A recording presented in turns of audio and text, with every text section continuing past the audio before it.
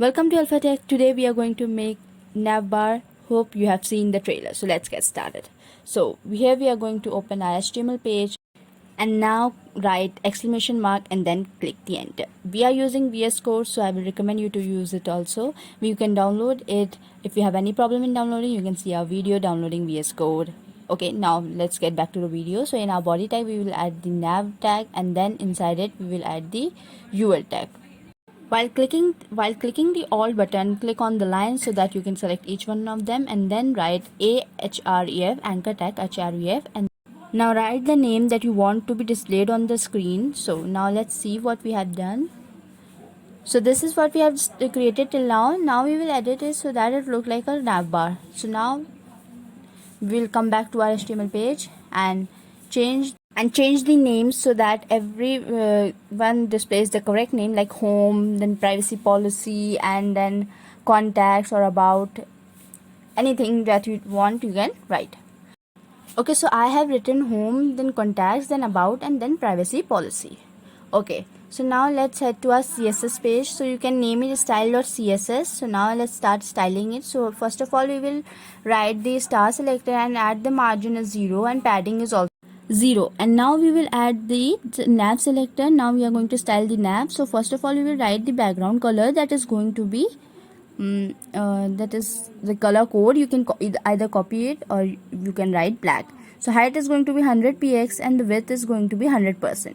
You can change it as per your desires. Okay, so in display we will write inline flex. So it's not showing the changes that we have made. So first of all, let's see what's the problem. So in our HTML page, we have forgot to link the page CSS. So here we have linked it. Now you can see it has changed. So now we are going to add some design so that it looks more beautiful and the words are more visible. So for that, first of all, we will add the UL selector and then we will write display equals to inline flex. And after that, we will write the padding that is going to be on right side, and so the padding right equals to 20 px. Padding left is going to be 20 pixels, and after that, so nothing, you can see that not that much change. So now we will add the UL A selector.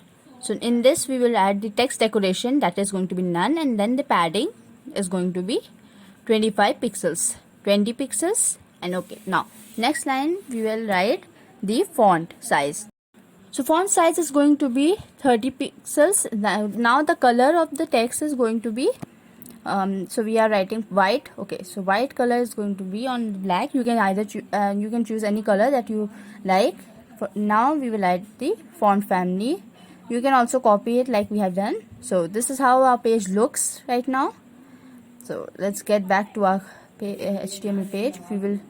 So we have removed the font family and added the new family. So this is the new family, how it looks. You can also change it as the one you like. You can just choose it. So now, okay, so we are having a trouble choosing what one we have to use. So let's see some family that satisfies us. So we are going to use Lucida Sans. Okay, so let's see it.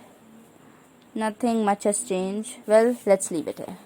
Okay, now we will add the UL A hover selector. Make sure to add a colon between A and hover. So now let's add the background is going to be of aqua color. So whenever our mouse hovers the buttons, it will become aqua color. You can change the color if you desire. So this is all for today. Hope you liked the video. Please like and subscribe our channel and share it with your friends and family.